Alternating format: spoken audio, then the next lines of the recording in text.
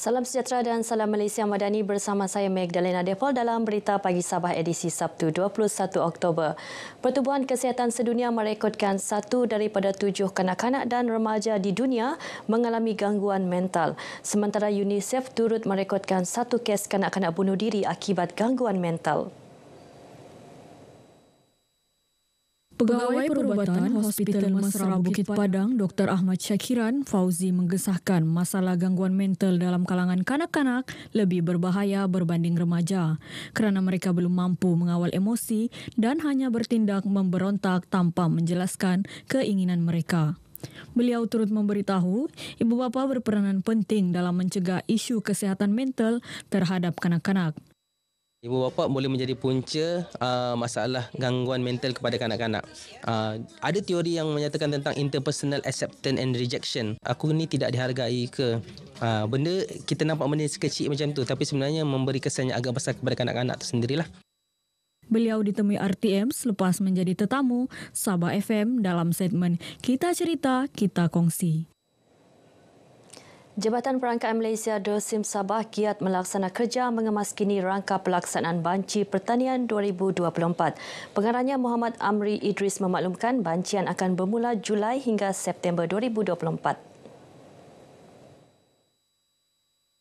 So dari segi anggaran kita akan melibatkan hampir lebih daripada 240,000 tempat kediaman yang semasa untuk Banci Pertanian nanti. Kita menyerulah pada semua penduduk Sabah yang terlibat dalam aktiviti pertanian untuk orang kata apa, menjawab ataupun memberi kerjasama dalam Banci Pertanian kita lah.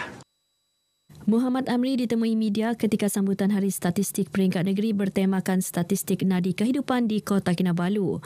Sementara itu, berucap merasmikan sambutan Hari Statistik Peringkat Negeri berkenaan, Timbalan Menteri Pendidikan Tinggi Datuk Muhammad Yusuf Abdal berkata ia menjadi platform kepada dosen untuk lebih dekat kepada pengguna data.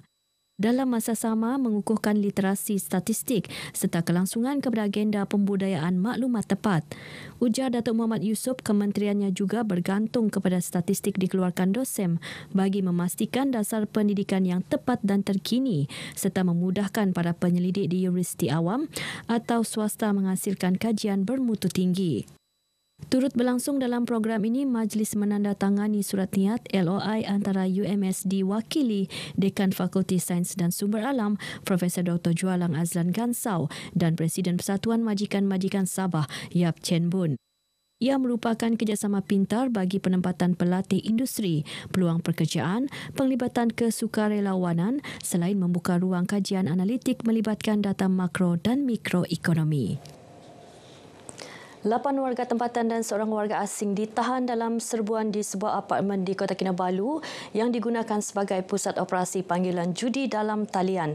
Suspek terdiri daripada seorang pengurus, juruteknik dan 7 operator ditahan dalam operasi Ops Dadu pada 9 Oktober lalu.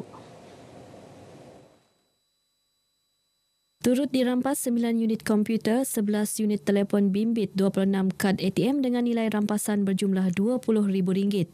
Dalam sidang media di Kota Kinabalu, Pesuruhjaya Polis Sabah, Datuk Jauteh Dikun memberitahu kesemua suspek dituduh di bawah Seksyen 4-1-C Akta Rumah Judi Terbuka 1953. Setakat 1 Januari hingga 18 Oktober lalu, Ops Dadu Kontijen Sabah mencatat 1,226 serbuan melibatkan 1,506 tangkapan serta rampasan berjumlah lebih RM900,000 termasuk lebih RM200,000 wang tunai, 780 unit telefon bimbit dan 52 unit komputer.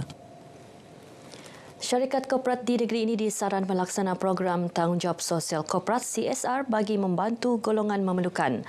Ahli Parlimen Putatan Datuk Shah Helmi Yahya yakin penglibatan lebih banyak syarikat korporat dalam program CSR membolehkan lebih ramai golongan susah dibantu sekaligus membantu kerajaan menoktahkan kemiskinan di negeri ini. Saya berharap prestasi kedua syarikat akan bertambah maju dan akan dicontohi oleh syarikat-syarikat korporat yang lain dalam membantu meringankan beban kos sara hidup masyarakat di negeri ini dan juga di negara kita. Beliau bercakap kepada pemberita di Putatan selepas mengakhirkan sumbangan makanan kepada lebih 500 penduduk PPR Taman Serigai Putatan menerusi program CSR, sebuah syarikat pengeluar makanan dan syarikat telekomunikasi. So altogether we are going to about 73 adun that for this project as well. Jumlah dia about 5 million that we are giving out within the next 3 to 4 months. PTT Exploration and Production PTTEP menyerahkan sumbangan $20,000 kepada Jabatan Alam Sekitar bagi mengiktiraf usaha menganjurkan anugerah Sekolah Rakan Alam Sekitar Serasi. Majlis Anugerah Serasi yang diadakan di Kota Kinabalu pada 26 Oktober menyediakan beberapa anugerah, antaranya Anugerah Wira Serasi, Harapan Serasi, Guru Serasi dan Anugerah Inovasi. Replika sumbangan disampaikan Ketua Bahagian Jaminan, Kawaslia dan Hal Ehwal Awam PTTEP Tengku Saifuzaman Tengku Ahmad Syarudin kepada Pengarah Jabatan Alam Sekitar Amirul Arifin di Kota Kinabalu. Terdahulu bercakap dalam sidang media, Setiausaha Tetap Kementerian Pelancongan, Kebudayaan dan Alam Sekitar, Dato' Muhammad Yusri Abdullah berkata 45 sekolah rendah dan 31 sekolah menengah menyertai Anugerah Serasi sesi 2022-2023. Serasi dianjurkan bertujuan memupuk sikap positif dan cinta terhadap alam sekitar selain menggalakkan inovasi ke arah membentuk persekitaran sekolah yang menitikberatkan pemeliharaan dan pemeliharaan alam sekitar. Penghargaan dan pengiktirafan kepada warga pendidik yang diberikan menerusi Anugerah Perkhidmatan Cemerlang APC berupaya menjadi motivasi dan menggalakkan pendidik untuk terus berusaha gigih membangunkan agenda pendidikan negara.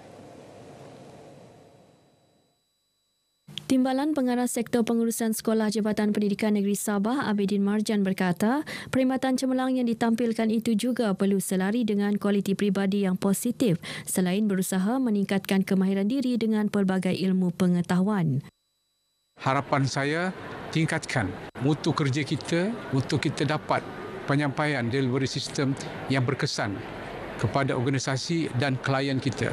Parents yang bersama-sama kita untuk meningkatkan kualiti dan mutu pendidikan di Sabah. Dan saya mengharapkan apa yang saya nyatakan tadi dari segi STEM untuk negeri Sabah, perancangan strategi organisasi yang telah kita gariskan 7 aspek utama atau terutama itu dapat kita capai dengan sebaiknya.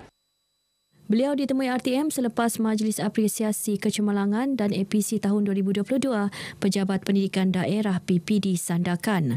Seramai 310 penerima Anugerah Perkhidmatan Cemerlang PPD Sandakan bagi tahun 2022 dan 300 lagi penerima Anugerah Apresiasi Kecemerlangan Sekolah-Sekolah Daerah Sandakan. Kepada semua pengetua guru besar, kepada semua pegawai-pegawai di PPD Sandakan yang memang bekerja dengan penuh komitmen yang tinggi, keazaman yang tinggi, ada kesungguhan ya untuk mencemerlangkan PPD Sandakan sesuai dengan tema PPD Sandakan sebagai pemangkin transformasi.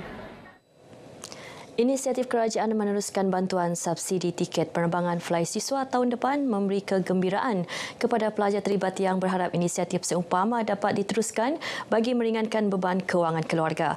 Inisiatif tersebut memanfaatkan hampir 60,000 pelajar daripada keluarga kurang berkemampuan.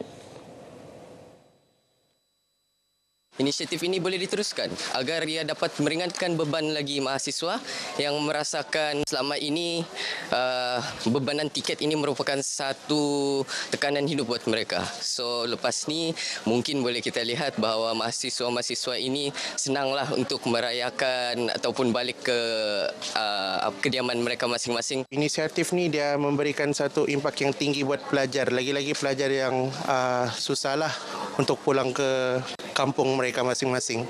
So saya harap juga belanjawan ini akan dapat inisiatif ini akan dapat diteruskan lagi untuk masa hadapan. Mungkin untuk fly siswa ni patut diluaskan kepada pelajar-pelajar IPTS jugalah, sebab pelajar IPTS pun memerlukan bantuan sebegitu, sebab kita tahu IPTS pun memerlukan duit yang banyak untuk dorang tampung kehidupan dorang di sana. Subsidi tiket fly siswa ini dikeluarkan dalam bentuk baucer digital berjumlah RM300 bagi laluan domestik antara Semenanjung, Sabah, Sarawak dan wilayah Persekutuan Labuan. Baik, paparan itu mengakhiri Berita Pagi Sabah edisi Sabtu. Ikuti lebih banyak berita selepas ini dalam Berita Pagi Sarawak.